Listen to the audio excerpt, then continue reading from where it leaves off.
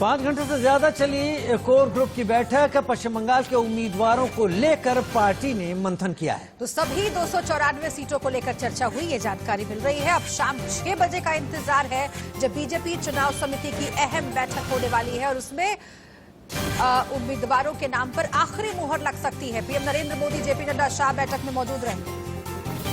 अहम बैठक रहेगी शाम 6 बजे प्रधानमंत्री नरेंद्र मोदी की मौजूदगी में।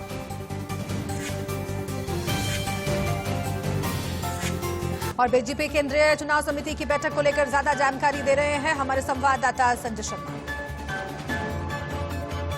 की बैठक जेपी नड्डा के घर पर खत्म हो चुकी है। लगभग 5 घंटे से ज्यादा ये बैठक चली थी। लगभग 5.5 घंटे के करीब बैठक चली। यहाँ पर उम्मीदवारों के नामों पर मंथन हुआ और अब कुछ ही देर में यहाँ से सारे के सारे बीजेपी के नेता यहाँ से जाएंगे केंद्रीय चुनाव समिति में, जाके थोड़ी देर बाद बैठक शुरू होगी जिसमें खुद प्रधानमंत्री नरेंद्र मोदी भी पहुंचेंगे। आप देख सकते हैं बीजेपी के सारे नेता यहाँ से निकल रहे हैं। अब बंगाल बीजेपी की बैठक खत्म हो चुकी है। राजीव बनर्जी निकल रहे हैं यहाँ से। राजीव जी, टिकट दे रही पार्टी आपको? अभी तो घोषणा जब होंगे तभी आप लोगों को पता लगेगा। आप तो चुनाव लड़ेंगे विधानसभा? जरूर चुनाव तो लड़ेंगे जरूर। मैंने पार्टी को रिक्वेस्ट भी किया है। अभी पार्टी निर्णय करेंगे, तय करेंगे क्या करना है। ठीक है। कौन सी सीट से लड़ेंगे सर? वही पुरानी सीट रहेगी सर? पुरानी सीट ही रहेगी सर? हाँ, पुरानी सीट से लड़ेंगे चुनाव? मैं तो, मेरा रिक्वेस्ट तो जरूर पुराना सीट से ही है और पुराना सीट से ही मैं लड़ना चाहती हूँ। तो ये थे राजीव बनर्जी। आपने देखा, इनका कहना है कि जिस सीट से वो पहले से चुनाव लड़ते रहे उसी सीट से चुनाव लड़ेंगे और इनका यही कहना है कि पहले भी चुनाव लड़े हैं और आगे भी चुनाव लड़ेंगे। आप देख सकते हैं बीजेपी के सारे नेता, तमाम नेता एक एक करके यहाँ से बाहर निकलते हुए। राजीव बनर्जी के बाद अब बीजेपी के सारे नेता यहाँ से निकल रहे हैं। खुद दिलीप घोष है यहाँ पर मौजूद, अरविंद मेनन की गाड़ी पीछे। शांति बना लो, शांति बना लो। आज पश्चिम बंगाल के चुनाव के विषयों को लेकर के भारतीय जनता पार्टी का एक प्रतिनिधि मंडल, हमारे केंद्रीय मंत्री धर्मेंद्र प्रधान जी, हमारे पार्टी के राष्ट्रीय महामंत्री और पश्चिम बंगाल के प्रभारी श्री कैलाश विजयवर्गीय जी, पार्टी के राष्ट्रीय उपाध्यक्ष और पश्चिम बंगाल के हमारे वरिष्ठ नेता श्री मुकुल राय जी, श्री शिशिर बाजोरिया जी, ओम पाठक जी, उनके नेतृत्व में चुनाव आयोग को मिला। और चुनाव आयोग को आज हमने 2-3 विषय प्रमुख रूप से कहे। पश्चिम बंगाल में जो म्यूनिसिपैलिटीज हैं उनका टर्म 1 साल पहले खत्म हो गया। कलकत्ता म्युनिसिपल कॉरपोरेशन का और काफी सारी कॉरपोरेशंस का भी 1 साल पहले टर्म खत्म हो गया। लेकिन पश्चिम बंगाल सरकार ने संविधान की भावना का अनादर करते हुए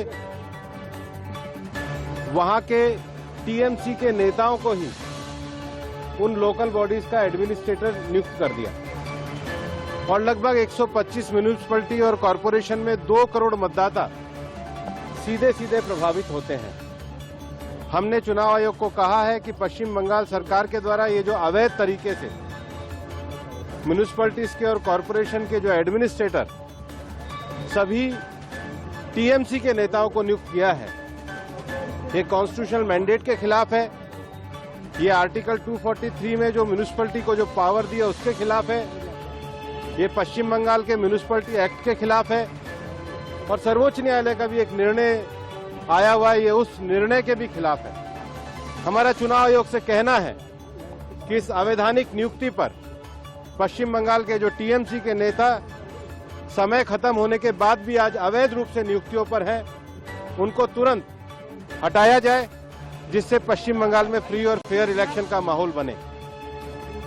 इस समय में आज पश्चिम बंगाल में अधिकारी अनेक छुट्टी पर गए हैं। पश्चिम बंगाल के प्रशासनिक अधिकारी विशेष रूप से वहां के पुलिस के कुछ अधिकारियों के विषय में जो टीएमसी के साथ उनकी जो संलिप्तता हमने पाई है, उसके सबूत हमने चुनाव आयोग को दिए हैं। और हमारा चुनाव आयोग को कहना है कि पूर्व में भी चुनाव आयोग ने इस प्रकार के विषयों में अनेक राज्यों में संज्ञान लिए हैं और जो भी आला अधिकारी विशेष रूप से लोकसभा के चुनाव में भी हमने देखा था, उन्होंने कुछ अधिकारियों को जो राजनीतिक रूप से राजनीतिक इशारे पर काम करते हुए देश के लोकतंत्र को कमजोर करने का कार्य करते हैं, उन अधिकारियों के खिलाफ चुनाव आयोग को हम पूरी रिपोर्ट देकर के आए हैं और हमारा मानना है कि आर्टिकल 324 में जो चुनाव आयोग को चुनाव को फ्री और फेयर तरीके से कराने की जो सुप्रिंटेंडेंस की पावर दी है, चुनाव आयोग उसका प्रयोग करे और पश्चिम बंगाल में निष्पक्ष स्वतंत्र चुनाव हो जिसमें पश्चिम बंगाल की जनता ज्यादा से ज्यादा मतदान में भाग ले।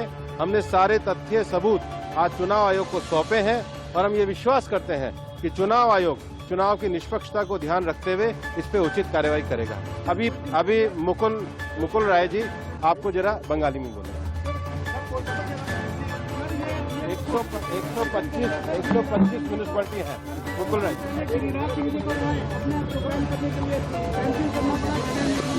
हमने सारे विषय चुनाव आयोग के सामने रखे हैं और चुनाव आयोग संज्ञान लेगा।